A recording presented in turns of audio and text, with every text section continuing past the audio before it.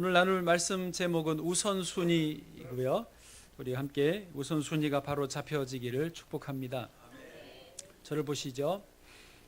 여러분, 식당을 다니신다면 기왕이면 어느 식당을 가시나요? 손님이 많은 곳에 가십니까? 손님이 없는 팔이 날리는 곳에 가십니까?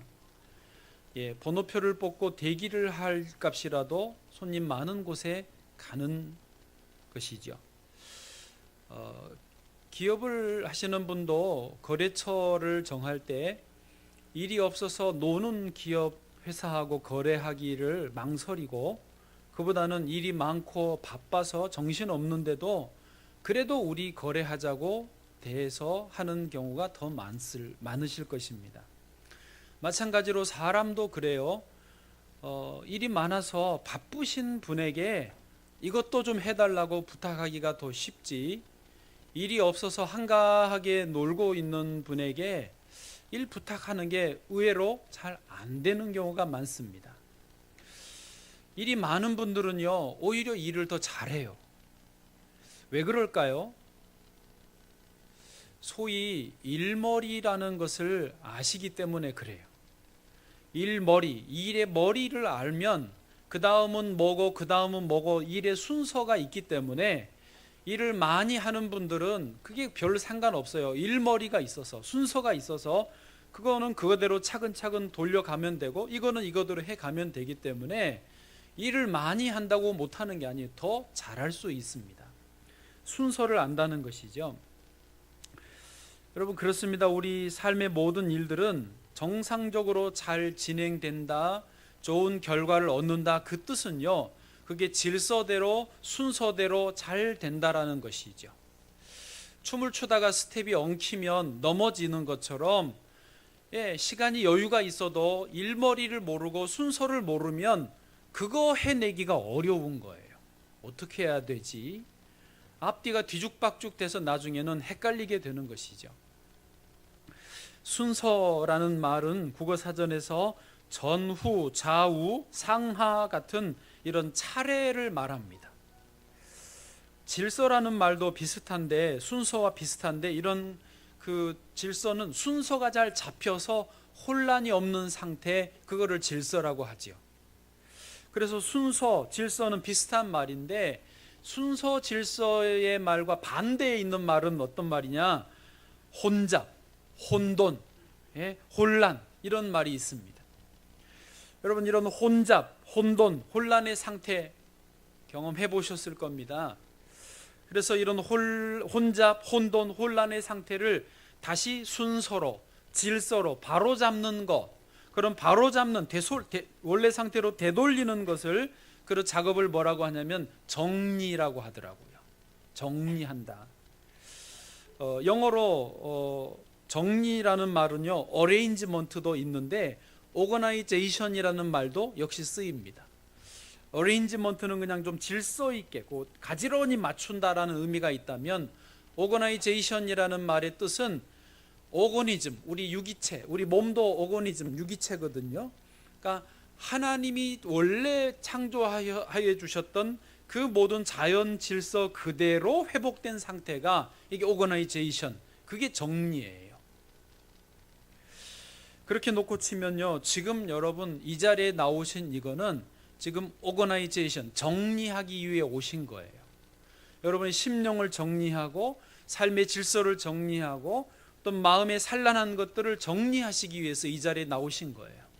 다시 말하지만 그 정리의 의미는 오거나이제이션, 하나님의 원래 창조의 자리로 회복하는 자리, 되돌리기 위해서, 정리하기 위해 이 자리에 나왔다는 것이죠. 이제 오늘 말씀에 의지해서 오늘 우선순위라고 정했는데, 이 질서가 좀 회복되는, 모든 순서가 회복되는 정리의 시간이 오늘 되시기를 축복합니다. 오늘 본문에 의지해서 세 가지로 우선순위를 좀 알려드려 보고 싶습니다. 첫 번째는 뭐냐면 염려보다 믿음이 우선입니다. 따라하시죠. 염려보다 믿음이 우선이다. 아멘. 자, 오늘 본문 말씀 30절 같이 읽어보시죠. 시작. 오늘 있다가 내일 아궁이에 던져지는 들풀도 하나님이 이렇게 입히시거든 하물며 너희일까 보냐 믿음이 작은 자들아. 아멘. 자, 제자들에게 먹고 사는 문제에 대해서 염려하는 것을 보시고 그런 염려도 좋지만 그보다 먼저 해야 될 게, 우선해야 될 게 믿음이다라고 가르쳐 주시고 있습니다. 그 30절 맨 뒤쪽에 보니까 믿음이 작은 자들아라고 제자들을 책망하시는 호칭, 탄식 어린 호칭으로 믿음이 작은 자들아라고 하셨어요. 이 믿음이 작은 자들아는 헬라어로요 올리고 피스토이라고 하는데, 올리고라는 말은 뭐가 작다, 뭐가 미달이다, 부족하다 그런 뜻이고요. 올리고당 생각하지 마세요. 올리고는 부족하다라는 말이고요. 피스토스에서 나온 피스토이는 이가 사람이에요. 그래서 믿음이 피스토스가 믿음이거든요. 그래서 올리고 피스토이 그러면 믿음이 올리고 부족한 자들아 그런 뜻입니다. 그런데 마태복음에서 이 올리고 피스토이를 믿음이 작은 자들아를 총 5번이나 주님이 쓰셨어요.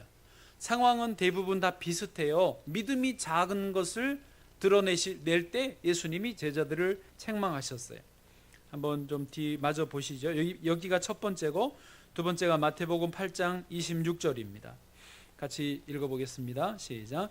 예수께서 이르시되 어찌하여 무서워하느냐 믿음이 작은 자들아 하시고 곧 일어나사 바람과 바다를 꾸짖으시니 아주 잔잔하게 되거늘. 아멘. 지금 상황이 어떤 거냐면요, 풍랑을 만났어요. 배를 예수님과 타고 가다가 풍랑이 와서 지금 배가 뒤집어질까 어떨까 위험한 상황입니다.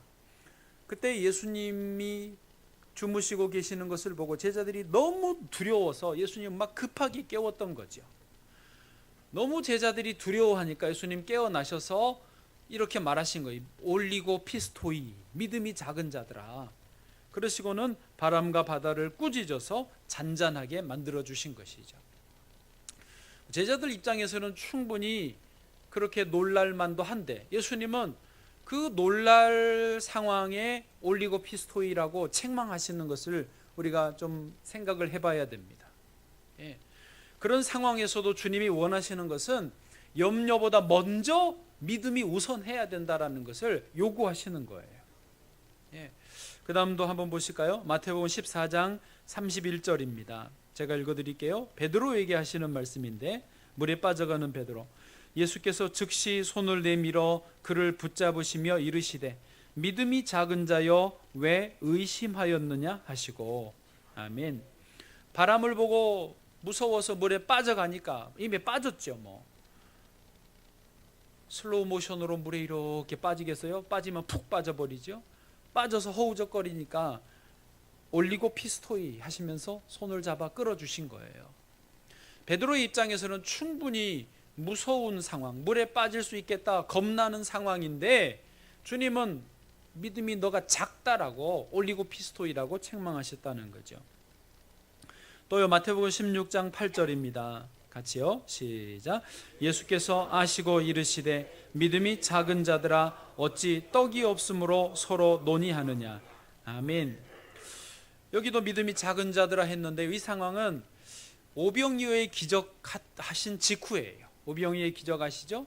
보리떡 5개와 물고기 2마리로 5,000명을 먹이고도 12바구니가 남았어요. 그 기적을 체험하고 다들 너무 좋아서 이제 배 타고 잠시 이동하는 중인데 그때 제자들이 보니까 떡을 안 가져온 거예요. 네, 그래서 떡을 안 가져왔네 어떡하지라고 걱정하고 있는 그런 상황에 예수님께 책망을 듣죠. 아니 요만한 도시락으로도 5,000명을 먹고 남았는데 지금 떡 없다고 뭘 걱정하느냐 이거죠. 여기서는 좀 책망을 들을 만하죠. 여보세요? 책망을 들을 만하죠. 네, 이 참 한심한 모습입니다. 마지막 마태복음 17장 20절입니다. 시작. 이르시되 너희 믿음이 작은 까닭이니라. 진실로 너희에게 이르노니 만일 너희에게 믿음이 겨자씨 한 알만큼만 있어도 이 산을 명하여 여기서 저기로 옮겨지라 하면 옮겨질 것이요 또 너희가 못할 것이 없으리라. 아멘. 너희 믿음이 작은 까닭이다 라고 하셨어요. 반대로 말하면 너희 믿음이 겨자씨 한 알만큼만 있으면 산을 옮길 수 있다. 할렐루야. 산을 옮길 수 있다라는 것을 말씀하시는 거죠. 자, 여기 이렇게 5구절들을 정리해 보면 이겁니다. 제자들에게 믿음이 없었던 것은 아닙니다. 또 염려할 수밖에 없는 상황을 예수님이 모르시는 것도 아닙니다. 그러나 예수님이 원하시는 것은 그런 염려스러운 상황, 겁나는 상황 속에서도 무엇을 우선해야 되느냐를 말하시는 거예요. 염려가 우선돼 버리면 염려에 제압당하고 염려에 휩싸여서 아무것도 못합니다. 물에 빠지든지 무기력증에 빠지든지 하는 것이죠. 그러나 그런 상황에서도 먼저 믿음을 챙겨라는 거예요. 그게 일머리예요. 그게 일의 순서예요. 우리 하나님의 사람들, 믿음의 사람들은요, 무엇을 하든지 무슨 일을 시작하든지 하루를 시작할 때도 한 주를 시작할 때도 먼저 믿음으로 시작해야 될 줄로 믿습니다. 저는 오늘도 새벽에 일어나서 주일을 준비합니다. 그런데 오늘따라 저도 모르게 염려가 들어오더라고요.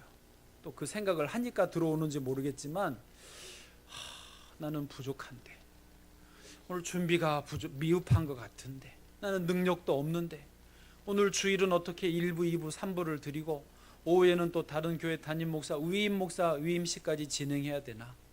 이걸 내가 할 수 있을까 하는 염려, 우려가 들어오더라고요. 그래서 제가 뭐 했게요? 기도했죠. 그냥 기도가 아니라 믿음의 기도. 믿음의 기도. 정말입니다. 주여, 저는 부족합니다. 주여, 저를 도와주십시오. 주여, 예배 시간 함께 해주십시오. 주님께서 듣는 분들의 마음을 만져주시고 마음 믿음으로 받아들이게 해주십시오. 예수님 이름으로 기도합니다. 아멘. 그랬더니요, 거짓말같이 평안이 옵니다. 여유가 생깁니다. 정말 잘 될 것 같습니다. 그게 믿음으로 먼저 시작하고 염려를 뒤로 미루는 것이죠. 여러분, 한 주의 시작이 무슨 요일이죠? 주일입니다. 어떤 분들은 주일인 줄 알면서도 스마트폰 카렌더 열어보면 분명히 일요일이 맨 앞에 있는 걸 보면서도 주일을 믿음으로 시작하지 않고 한 주를 염려로 시작하는 분들이 많습니다. 그래서 마치 일요일이 뒤에 있는 것처럼 생각하며 살아요. 어떻게 사느냐? 한 주를 월요일을 살면서 이 한 주 어떻게 살아? 월요병이야, 월요병 그러면서 힘들어하고, 화요일은 아직 인제 화요일이야, 어떻게 해? 수요일 왜 이렇게 한 주가 안 가? 금요일 되면은 나 죽을 것 같아. 너무 힘들어. 그러고는 토요일 되면 죽을 뻔했어. 그러고는 주일 되면 막 자고 쉬고 막 먹고 막 이렇게 나름대로 하다가 월요일 되면 또 괴로운 거예요. 또 월요병. 그렇게 수요일, 목요일, 금요일 되면 또 죽을 것 같아. 그러다가 또 주일 되면은 죽을 뻔했어. 여러분, 이거는요, 염려로 한 주를 살고 믿음을 뒤로 빼는 거예요. 믿음이 없진 않아요. 그러나 믿음이 주일이 뒤에가 있는 삶이에요. 잘 보세요. 주일이 앞에 있다니까요. 먼저 믿음으로 주일에 선포하는 거예요. 하나님이 한 주간 도와주세요. 하나님이 한 주간 잘 될 줄로 믿습니다. 하나님 어떻게 할까요? 가르쳐 주세요. 하나님의 지혜와 능력으로 그 한 주간을 향하여 믿음으로 선포하고 시작하는 거예요. 그리고 월요일 신나게, 화요일 더 신나게, 수요일 놀렐루야, 목요일, 금요일 한 주 잘 갔네, 그러면서 기쁨으로 주일을 맞이하는 것이죠. 또 주일에 감사하고 믿음으로 선포하고 한 주간을 그렇게 살고, 이렇게 믿음으로 먼저 하면 한 주간이 전혀 다른 한 주간이 되는 것이죠. 만약에 시험 공부를 하십니까? 그렇다면 먼저 믿음으로 그 시험에 대해서 선포하셔야 돼요. 하나님 지혜를 주십시오. 능력을 주십시오. 잘 결과가 나올 줄로 믿습니다. 그리고 선포하고 공부를 시작하셔야 돼요. 공부를 하면서 염려로 먼저 시작하면 머리를 쥐어뜯고 왜 시험이 있어가지고 힘들까? 어떻게 하다가 시험 보면서 괴롭고 점수도 안 나오는 거, 그건 아니라는 것이죠. 뭐가 먼저 해야 된다고요? 믿음이 염려보다 우선해야 된다는 것이죠. 자녀들을 바라보실 때도 똑같습니다. 염려 먼저 하시면 절대 마이너스입니다. 자녀들을 보실 때 반드시 믿음을 먼저 선포하시고 보여주시고 말하고, 그리고 아이들을 위해서 실제적으로 기도하시면 되는 것이죠. 만약에요, 자녀들이 현재 시점에서 너무 실망스럽다, 너무 지금 얘가 도대체 떡잎 알아볼 수가 없다, 그러시면 어떻게 해야 되죠? 그럴수록 믿음으로 먼저 선포하셔야 돼요. 그럴수록 이를 악물고 염려가 올라오지만 믿음으로, 하나님, 이 아이가 잘 될 줄 믿습니다. 너는 하나님의 자녀야. 너는 하나님이 복을 주실 거야. 이 순서를 바꿔야 되는 거예요. 지금 아이가 안 돼 있잖아요. 그 상황에서 그렇게 끌려가면 평생 가는 건데, 일머리 순서를 다시 정상으로 돌려놔야 아이의 인생이 정상이 되는 거예요. 이 비밀을 깨닫기를 원합니다. 그래서 믿음으로 선포하시는 거예요. 상황을 보시지 말고 너가 잘 될 줄로 믿는다. 내가 너를 위해 기도한다. 하나님 너를 도와주신다. 너는 하나님의 사랑받는 축복받은 자녀다. 할렐루야. 여러분, 자녀들이, 부모님이 그 말 안 해주시면 자기가 자기한테 그렇게 해. 나는 하나님의 축복받은 자녀다, 믿습니다. 아멘. 우리가 수술을 할 것인가 말 것인가를 결정해야 되는 상황들도 있습니다. 여러분, 수술을 해도 거기에는 염려거리가 있습니다. 수술을 하지 않아도 안 한 데에 따른 염려거리가 반드시 있습니다. 그러면 그 일을 어떻게 결정합니까? 믿음으로밖에 결정할 수 없습니다. 염려로는 아무것도 결정할 수 없습니다. 이래도 불안하고 저래도 불안하죠. 그러나 믿음이 있으면 수술을 하면 하는 대로 잘 될 줄로 믿고, 안 하면 안 하는 대로 잘 될 줄로 믿는 믿음의 선택을 할 수 있는 것입니다. 그러므로 언제나 염려보다는 믿음이 우선이어야 되는 것이죠. 저 여러분에게 염려보다 항상 믿음이 우선하기를 축복합니다. 두 번째로는 뭐가 우선이어야 되느냐? 생활보다 하나님의 나라가 우선이어야 하는 것이죠. 오늘 본문 32절 33절 같이 읽겠습니다. 시작. 이는 다 이방인들이 구하는 것이라. 너희 하늘 아버지께서 이 모든 것이 너희에게 있어야 할 줄을 아시느니라. 그런즉 너희는 먼저 그의 나라와 그의 의의를 구하라. 그리하면 이 모든 것을 너희에게 더하시리라. 아멘. 자, 생활보다 하나님 나라가 우선이어야 된다고 그랬는데 32절 33절에 예수님이 반복하시는 표현이 있습니다. 이 모든 것입니다. 32절에도 이 모든 것, 33절에도 이 모든 것이고요. 32절 맨 앞에는 같은 의미로 이는 다라고 하는 표현도 있습니다. 이는 다, 이 모든 것, 이 모든 것, 이것들이 무엇을 가리킬까요? 그것은 생활의 문제입니다. 먹고 마시고 쓰고 입을 것, 이런 것을 어떻게 하지? 라고 하는 생활의 모든 문제를 말하는 것입니다. 그러면 다시요, 예수님은 왜 이 모든 것을 반복해서 말씀하고 계실까요? 우리가 맨날 그걸 걱정하니까 예수님도 반복해 주고 계세요. 네, 웃자고 하는 말이고요. 별로 안 웃기네요. 이 말을 왜 예수님이 반복하시느냐면 그만큼 생활에 대해서 주님이 책임져 주시겠다라고 하는 것입니다. 먹고 사는 문제 걱정하지 마라, 내가 다 책임져 줄게, 이 말씀이신데, 그것을 보장 안 하시려면 어물쩡 한번 이거 다 그냥 해줄게 하고는 넘어가셔도 되는데, 3번 4번 반복해서 강조하시는 것은 무슨 뜻이라고요? 그만큼 확실하게 책임지겠다라는 거예요. 이건 내가 어물쩡 넘어가지 않겠다, 보장하겠다라고 하는 약속을 의미하는 것이죠. 대신에 순서가 맞아야 되는 것이죠. 33절 다시 보시면 그런즉 너희는 먼저 그의 나라와 그의 의의를 구하라. 그리하면 이 모든 것을 너희에게 더하시리라. 그의 나라와 그의 의의는 뭐냐? 하나님의 나라인데요, 하나님의 통치 아래 내가 복종하는 거예요. 다시 말해서 하나님 말씀에, 하나님의 뜻에 내 삶의 코드를 맞추는 거예요. 그렇게 내가 말씀에 맞추어 살면 이 모든 것을 너희에게 더하겠다고 보장해 주신다는 것이죠. 여러분, 하나님의 입장에서 한번 생각을 해 보실까요? 많은 분들이 이렇게 해요. 내가 내 생활의 문제를 좀 해결하면 난 교회 다니겠다고. 내가 좀 먹고 사는 문제가 여유가 생기고 풍족해지면 내가 봉사도 하겠다고 라고 말하시는데, 하나님의 입장에서는 그게 어떻게 들리실까요? 기분이 좋아요, 별로예요? 별로죠. 왜요? 하나님이 지금 우선순위에서 밀렸잖아요. 자기 먼저 자기 밥그릇 다 챙기고 이제 하나님 예배 드릴게요 그러면 나를 뭘로 보고 그러냐고 하나님이 그러실 것 같아요. 또 한편으로는 하나님이 생활을 책임져 주시면 더하여 주신다. 이게 그 더해 주실 기본만 주는 게 아니라 더해 주신다고 그랬는데, 그 하나님의 손길을 의지하지 않고 더 풍요로울 텐데 자기가 어렵게 살려고 하니까 안타깝기도 하지 않겠어요? 에티오피아에서 제가 큰 MCM 병원에 있었거든요.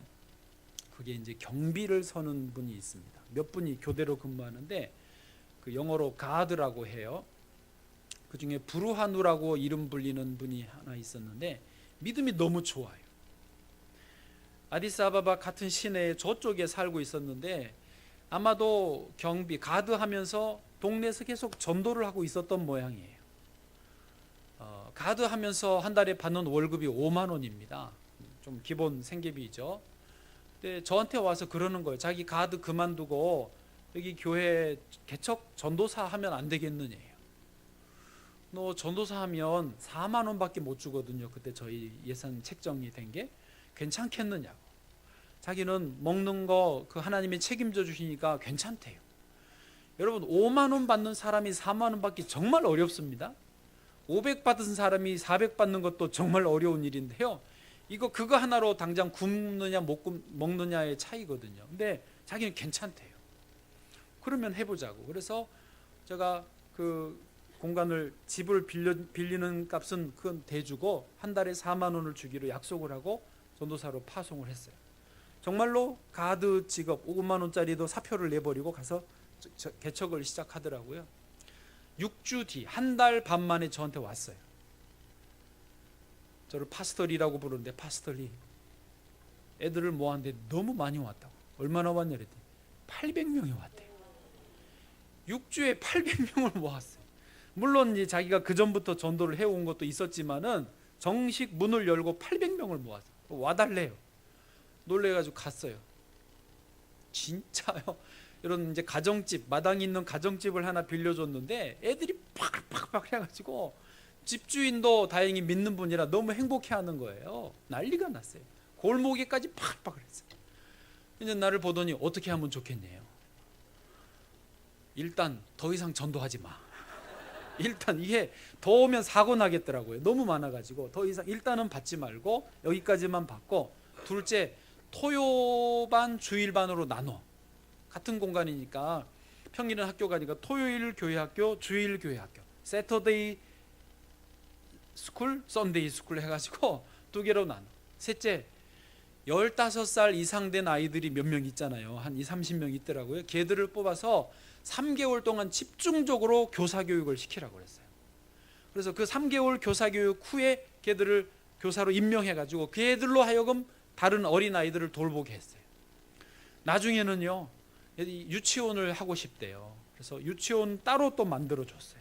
교실 3칸 해가지고 교사들 해가지고 유치원도 운영을 하고. 여러분 그 전도사 이름이 부르하누인데 이름의 뜻이 밝은 햇볕이라는 뜻입니다. 그 안에 빛이 있어요. 먹고 사는 문제, 생활의 문제를 넘어서서 하나님을 의지하고 나가니까 더 그랬는지 6주 만에 800명이 모이고. 여러분 제가 4만 원만 줬을까요? 제가 기억으로만 확실하진 않지만 한 8만 원 정도를 줬어요. 거의 꼽을 줬어요. 왜? 일을 그렇게 하는데요. 훨씬 더 그분은 풍족해지고 더 많은 일도 하고 자기도 삶이 보람되고. 할렐루야. 여러분 하나님은요 이런 분을 좋아하세요. 먼저 그의 나라와 그의 의를 구하면 이 모든 것을 너희에게 더하여 주시는, 그냥 그 정도만이 아니라 더하여 주시는 하나님이신 줄을 믿습니다. 마지막 세 번째로요. 세 번째 하기 전에 첫 번째가 뭐였습니까? 염려보다 믿음이 우선이다. 두 번째는요 생활보다 하나님 나라가 우선이다. 예. 세 번째는요, 여러분 좋아하실 수 있어요. 내일보다 오늘이 우선이다. 따라하세요. 내일보다 오늘이 우선이다. 아멘. 자, 34절 본문입니다. 같이요. 시작. 그러므로 내일 일을 위하여 염려하지 말라. 내일 일은 내일이 염려할 것이요 한날의 괴로움은 그날로 족하니라. 아멘. 거기 중간 부분에 내일 일은 내일이 염려할 것이요 라고 되어 있는데요, 원어에는 그런 뜻입니다. 내일의 일들은 내일 지 스스로 염려하게 해라, 그런 뜻이 있습니다. 그러니까 우리는 오늘을 살아가기 때문에 내일은 영원히 내일이에요. 그래서 지금 내일 일을 염려한다고 될 일이 아니기 때문에 내일이 되면 그 일은 스스로 해결이 될 것이니까 지가 염려하게 내버려 두고 오늘에 충실하라고 하시는 주의 음성입니다. 물론 우리가 놓치지 않아야 될 것은, 우리 기독교 신앙은 저 먼 미래에 있을 하나님 나라에 들어가는 천국 신앙이지요. 그래서 우리는 저 미래의 천국을 지향하면서 오늘을 살아가는 존재들입니다. 그러나 그렇다고 해서 오늘을 소홀히 하라는 말이 절대 아니고, 오늘 여기 지금을 오히려 더 충실하게 살아야 저 먼 미래의 하나님 나라 천국을 우리가 들어갈 수 있다라는 것을 말씀하시는 것입니다. 어떤 분들이, 아니 많은 분들이 그렇게 살아요. 내일의 꿈을 위해서 오늘을 그냥 좀 죽이는 느낌? 예. 지금 너무 괴롭지만 언젠가는 좋은 날이 오겠지, 그런 자세로 삽니다. 그런 노력, 그런 수고, 그런 헌신이 나쁘지는 않지만 그렇게 살다가는 어떤 함정에 빠지냐면 평생 좋은 날을 못 보고 끝날 수 있습니다. 상황이 바뀌지 않아도 오늘 지금 여기서 내가 주님과 함께 산다면 우리는 언제나 지금 이 날이 복된 날이고 가장 좋은 날이고 축복의 날인 줄로 믿습니다. 그렇게 살아라는 의미예요. 전도자 솔로몬 왕이 전도서에 이렇게 기록을 했어요. 전도서 1장 2절 한번 같이 읽어보시죠. 시작. 전도자가 이르되 헛되고 헛되며 헛되고 헛되니 모든 것이 헛되도다. 아멘. 솔로몬은요 왕이었고 당시에 잘 나가던 왕이었기 때문에 그 건축을 굉장히 많이 했습니다. 돈이 많아서 많은 건물들, 아름다운 건물들을 지었어요. 또 솔로몬은 지혜도 있어서 공부를 많이 했습니다. 책을 많이 읽었고 자기가 책도 많이 썼습니다. 또요 결혼도 많이 했습니다. 좋은지 나쁜지 모르겠어요. 그리고 하여튼 온갖 세상의 좋은 보물들은 다 자기가 가져봤습니다. 그리고 나서 하는 말 이거예요. 헛되다는 거예요. 다 이 세상의 것에 만족을 누려보려고 하니까 만족이 안 되더라는 거예요. 그리고 결론적으로 맨 뒤에 전도서 11장 13절에 가서 이렇게 말합니다. 같이요. 시작. 이래 결국을 다 들었으니 하나님을 경외하고 그의 명령들을 지킬지어다. 이것이 모든 사람의 본분이니라. 아멘. 결국 그 매일매일 시간 나를 만족하게 하는 것은, 나를 행복하게 하는 것은 하나님을 경외하고 하나님 말씀을 지키는 것, 그것이 나로 하여금 만족하게 하더라는 거예요. 예? 그래서 지금 여기에 여러분이 주님과 함께 계시다면 지금 이 순간이 최고의 순간인 줄을 믿으시기를 바랍니다. 이보다 더 좋은 순간은 없어요. 혹시 까르페 디엠이라는 말을 들어보셨습니까? 방금 들어보셨죠? 까르페 디엠이라는 말이 있는데 라틴어인데 이 말의 뜻은 현재를 잡아라는 뜻입니다. 인문학 쪽에서 좀 유명해진 말인데요.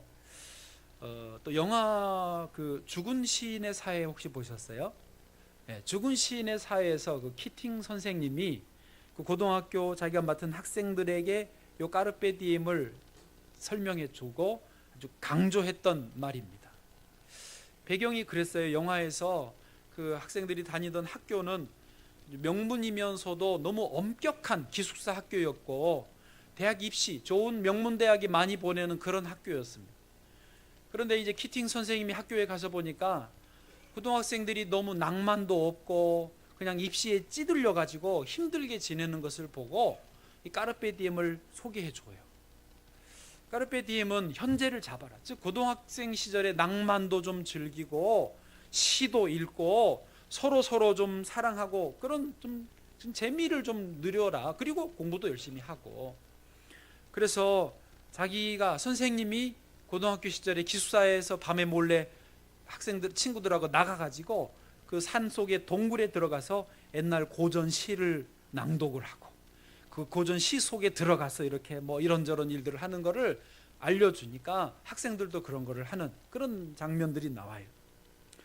또 책상 위에 올라가서 선생님이 먼저 자기 강대상 위에 여기 올라가 가지고 위에 서서 여기만 올라와도 세상이 다르게 보인다. 지금 너희들이 찌들려 있는 이게 아니라 전혀 다른 세계가 보인다. 올라가 봐라. 그래가지고 다 강단에 하나씩 올라가게 해요. 그런 새로운 시각을 보여주면서 까르페 디엠을 알려주거든요. 그래서 아이들이 눈이 뜨이고 인생의 의미가 뭔지를 찾는 그런 이제 영화지요. 여러분, 우리가 영적인 까르페 디엠을 늘 누리고 살아야 될 줄 믿습니다. 지금 우리가 주님과 함께 있고 이 예배를 하나님 앞에 예배를 드리고 있으면서도 하나님을 느끼지 못하고 누리지 못한다면 우리는 계속 헛바퀴를 돌고 있는 거예요. 그러나 지금 부족하지만 주님과 함께 있다면 우리는 이 시간이 인생의 최고의 순간이 되는 것이죠. 저 자신도 좀 돌아봅니다. 저도 사실은 염려가 많은 스타일이에요. 저 고민이 많고 이런저런 생각을 많이 하는 스타일이에요. 얼마 전에 목사님들 4분이서 사진을 나란히 서서 5분이건 나란히 서서 찍었는데 제가 제일 날씬해. 왜 그런지 모르겠어요. 제가 가만히 생각해 봤어요. 아, 내가 고민이 많은가 보다. 그 뭐죠? 그 순대국밥을 다 드시고 앞에 나와 있는 순대 다 드시고는 숟가락 탁 놓고 이거 오늘도 많이 먹어버렸네. 이런 먹지를 말아야 되는데 먹고 후회하면서도 또 드시고 저는 그게 그렇게 안 먹히거든요. 고민이 많아요. 그런데 이런 저의 문제, 약점이 뭐냐면 괜히 있지도 않은 일들을 고민하고 염려하고 앉아 있더라는 거죠. 내일 일어나지도 않을 일을 지금 염려하고 있는 저 자신을 봤어요. 제가 다 회개했어요. 그래, 다 주께 맡긴다. 주님 알아서 하십시오. 뜻대로 하십시오. 그러고 나니까 얼굴이 좋아졌잖아요. 여러분, 내일보다 오늘에 우선하시기를 축복합니다. 이제 말씀을 마치겠습니다.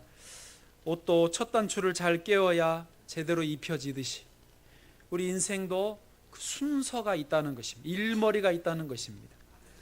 한 주간의 첫날 오늘을 잘 보내시기를 바랍니다.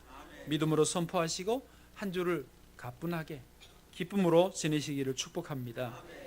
성경에 이렇게 잘 지냈던 분 중에 한 분이 다니엘입니다. 다니엘은 어려서 자기가 뜻을 정했어요. 왕의 포도주와 자기 그 고기로 자기를 더럽히지 않겠다고 뜻을 정하였더니, 어려서 소년 시절에 뜻을 정했더니, 어려서 인생의 단추를 첫 단추를 제대로 끼었더니 그 다니엘의 일생이 순서 질서를 따라서 평안하였습니다. 그리고 그 나라의 총리가 되었죠. 또 하루의 질서도 잡았습니다. 매일 하루 3번 예루살렘을 향하여 열린 창문으로 감사기도 하였더라. 감사기도 하였더라. 감사기도 하였더라. 하루 이 3번의 질서를 지키니까 삶 전체가 질서가 잡히고 제국의 주인은 바뀌어도 왕은 바뀌어도 총리는, 재상은 안 바뀌는 그런 장수하는 재상이 되었던 것입니다. 또 시편 1편에요, 시냇가에 심겨진 나무를 비유하셨습니다. 이 시편 1편에 시냇가에 심겨진 나무의 좋은 점은 뭐냐면 철을 따라 열매를 맺는다는 것이죠. 이 얼마나 감사한 표현인지 몰라요. 하나님의 질서를 따라서 오가나이제이션이 잘 되어 있으면 때가 되면 열매가 맺어지는 거예요. 이게 하나님이 주신 인생들의 복이지요.